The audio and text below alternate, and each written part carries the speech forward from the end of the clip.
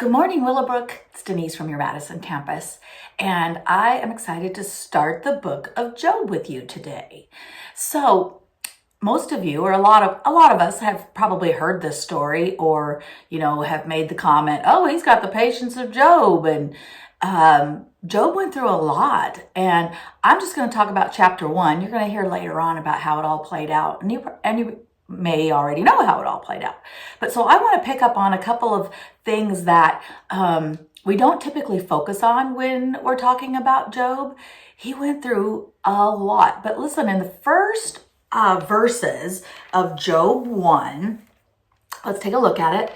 It says, there was a man in the land of Uz whose name was Job, and that man was blameless and upright, one who feared God and shunned evil. And then it goes on to talk about how he was one of the greatest men in his area in the East. And so talks about how the kids, he had 10 kids, 7 boys, 3 daughters. And it was when it was their turn, they would host, and all the family would come over and they would celebrate and have their dinners together and do family stuff, right? Just like what we do today. And so, but Job would go ahead and he would, because he was afraid that his kids had maybe sinned against the Lord during this time. And so he would go and offer burnt offerings for him. And he says, it may be that my sons have sinned and cursed God in their hearts. And so thus Job did it regularly.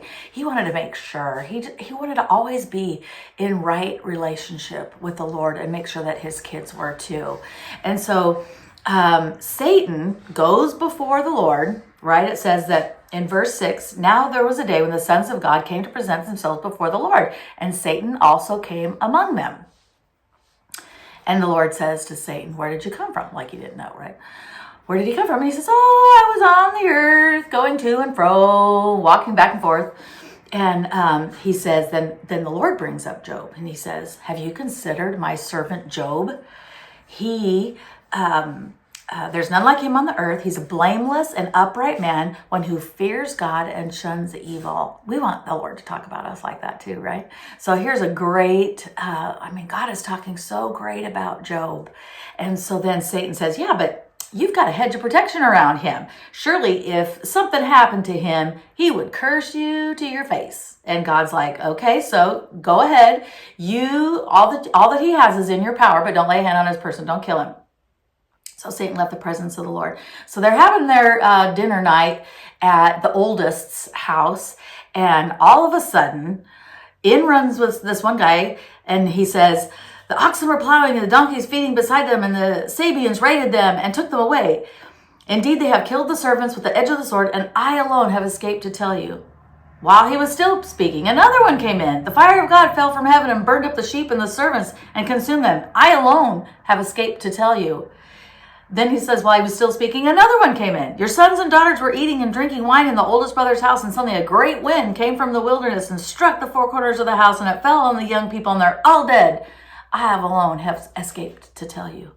And so this has continued on and on to where everything that Job owned has now been destroyed. There's nothing left. And here's what I want you to see.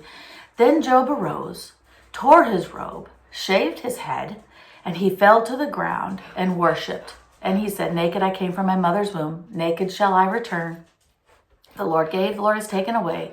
Blessed be the name of the Lord in all these things that had happened to him. Job did not sin nor charge God with wrong. And so what I want you to see today is the part about worship. He says, so after all of this, he fell to the ground and worshiped. Have you been through some difficult things in your life? I have. A lot. It seems like a lot. Anyway, it always seems like a lot, I guess, to the person who's going through it. But what was your attitude in that while you were going through it? Did you still worship God? Or did you blame God? What were your thoughts about why is this happening?